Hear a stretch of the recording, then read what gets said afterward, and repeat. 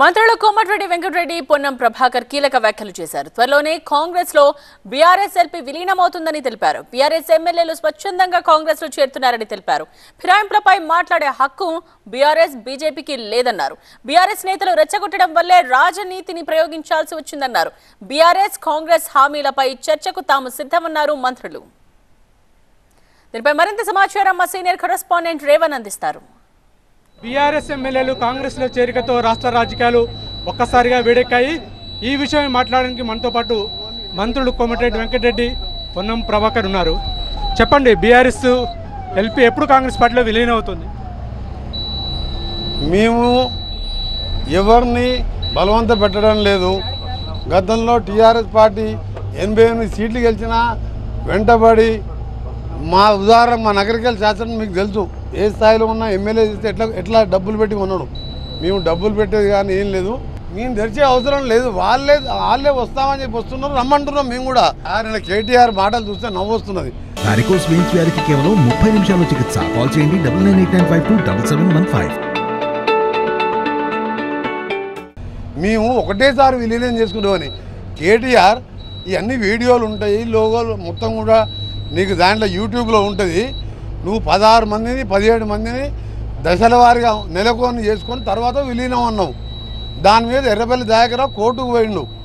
మేము కూడా ఏమంటున్నాం, మేము కూడా విలీనమే చేసుకుంటున్నాం. మీరు స్వచ్ఛందంగా విలీనం చేసుకుంటానికి వాళ్ళు వస్తున్నారు.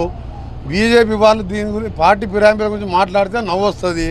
కర్ణాటకలో మా ప్రభుత్వాన్ని ఏ విధంగా పడగొట్టిండ్రు, మహారాష్ట్రలో శివసేన బాల్ ఠాక్రే అంటే భారతదేశంలో పెద్ద నాయకుడు శరద్ పవార్ 50 ఏళ్ళ కింద ముఖ్యమంత్రి ఉంటే ఆయన పార్టీని ముక్కలు చేసి సొంత అన్న కొడుకును కూడా విడదీసినాం. బీజేపీ వాళ్లకు విరాంపుల మీద మాట్లాడే నైతిక హక్కు లేదు. అయినా తెలంగాణలో మేము 64 ప్లస్ కమ్యూనిస్టులు 65 సీట్లతో గెలిచిన తర్వాత మేము ఎటువంటి పార్టీ ఫిరాయింపులను ప్రోత్సహించలే.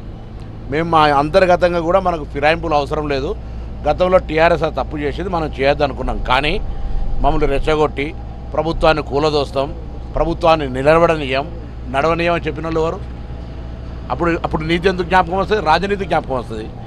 రాజనీతిలో మా ప్రభుత్వాన్ని కాపాడుకోవాలి, మా ప్రభుత్వాన్ని కూలగొడతామంటే ప్రేక్షకుల్లాగా చూస్తాం.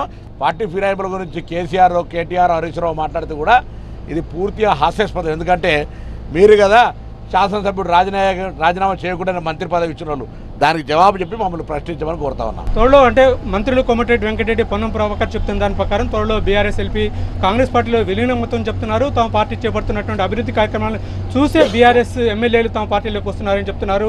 అలాగే ఏదైతే గతంలో బీఆర్ఎస్ పార్టీ ఇచ్చినటువంటి హామీలపై ఇట్లా ప్రస్తుతం కాంగ్రెస్ పార్టీ అమలు చేసిన హామీలపై బహిరంగ చర్చకు సిద్ధం రావాలని చెప్పి కూడా మంత్రి ప్రభాకర్ సవాల్ చేశారు. Camera person కుశాల్తో Revan, TV9 Nalgonda.